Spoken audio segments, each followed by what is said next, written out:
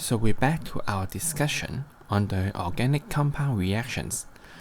This time, we will focus on the reaction about haloalkane and the alcohol. The reaction started by haloalkane is not as much as other functional groups. In DSE, all you need to learn is the conversion of haloalkane to alcohol. The reaction undergoes in the presence of alkaline condition with heating. Take this one as an example. The chloroethane becomes ethanol with the hydroxide ion and heating. The reaction looks easy and trivial, but there are several points to remind you. First, the OH group in the alcohol is not from the alkaline condition or from the hydroxide ion. It is actually from the water molecule in the aqueous medium, and that's why the reaction is known as hydrolysis. From this idea, it is not difficult to understand that the amount of hydroxide ion will not change or consume. It only acts as a catalyst to speed up the reaction. And that's why in the examination, the physical state AQ should be mentioned along with the hydroxide ion or sodium hydroxide, as other products will form in case the reaction is not under aqueous medium. Next, we will talk about heating in this section. As you know, most organic compounds are flammable. That means when you handle these compounds, negative flame is not allowed. Then, how can we heat the reactants? Maybe you will say, how about indirect heating? Then comes the second problem.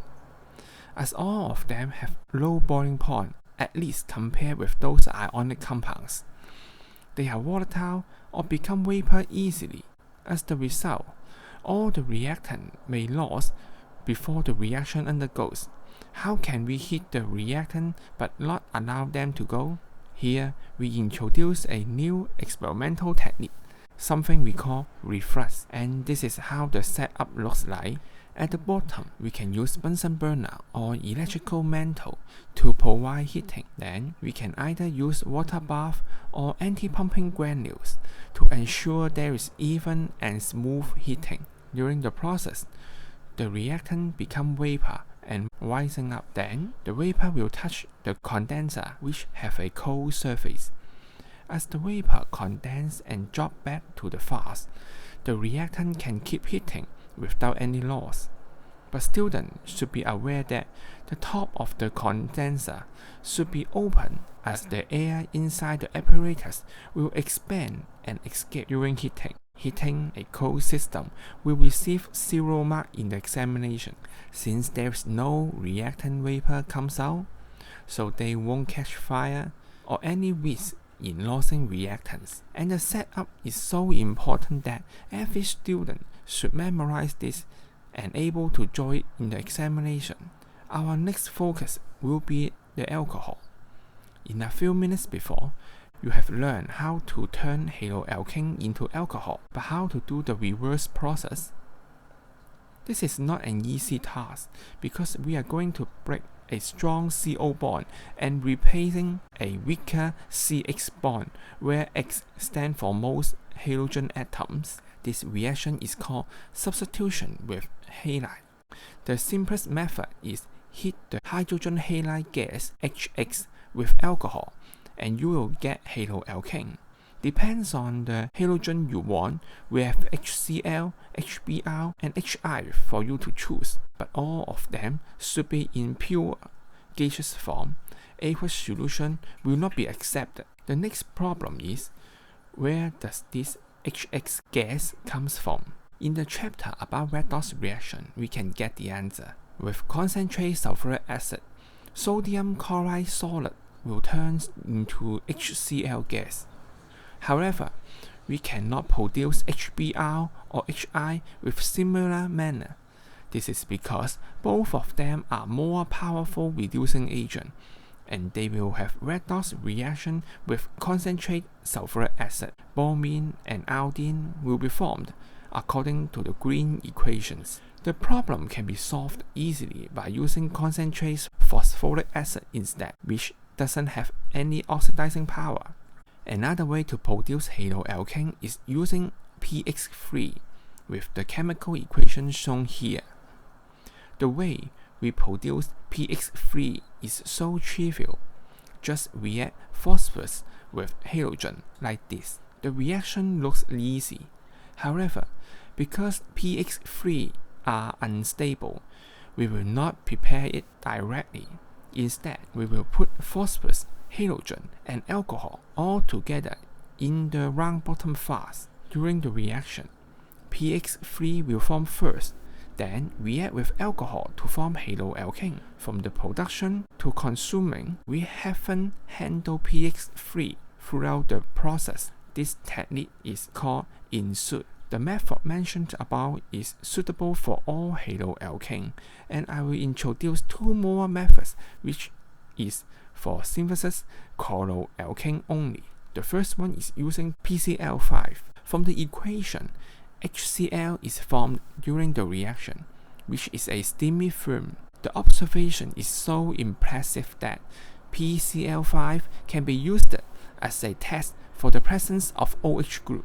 The advantage of using PCl5 is it can react under room temperature and no heating is needed. The second one is using SOCl2. Unlike the previous reaction, this time all the byproducts, that is HCl and SO2, are gases. That means the haloalkane can be purified easily. The next reaction for alcohol is dehydration. With dehydrating agent and heating, alcohol can turn into alkene. This is an important reaction as ethanol can be produced from the fermentation of starch, which is renewable.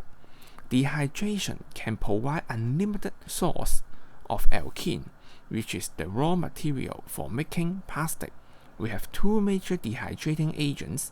The first one is concentrated sulfuric acid or phosphoric acid with the setup like this. Since the alkene produced is a water-insoluble gas, they can be corrected over water. Again, please remember this setup. The second choice is aluminium oxide, and here shows the setup, which is almost the same as the one we use in cracking. During dehydration, a hydrogen and a OH group will be removed.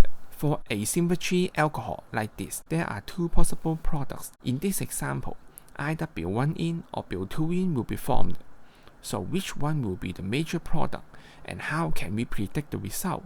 With Zaitsev rule, we can know that the alkene with more alkyl group connected to the CC double bond will be the major product. Back to our example, in Bil1-ene, there is only one alkyl group connected to the double bond, but there are two in Bil2-ene, so Bil2-ene will be the major product. The final reaction for alcohol will be oxidation, where acidified dichromate solution will be used as oxidizing agent. During the reaction, the orange solution turns to green as chromium-free ion forms.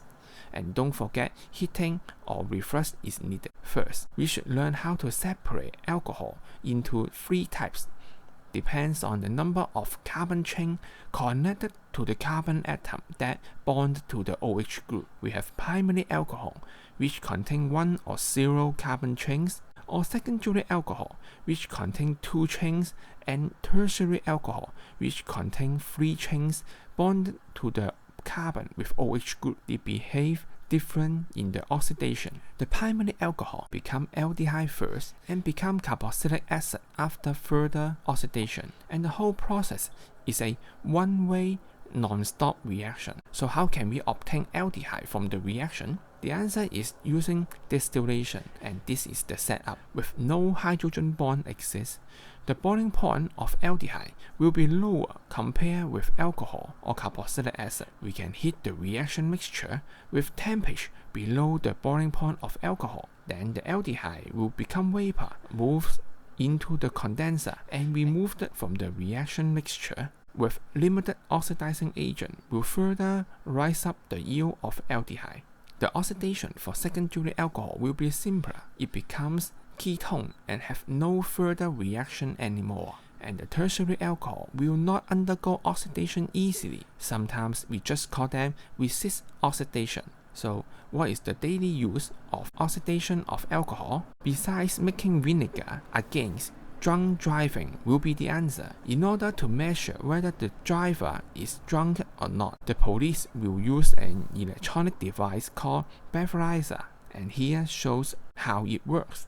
Back to the 1920s, the first generation of breathalyzer is something like this. The orange liquid inside will turn to green in case the driver is drunk, and I think you know the principle behind is something related to the oxidation of ethanol. Without any electronic device, the driver needs to blow a balloon during operating, and this shows how it works. And that's the end of this video.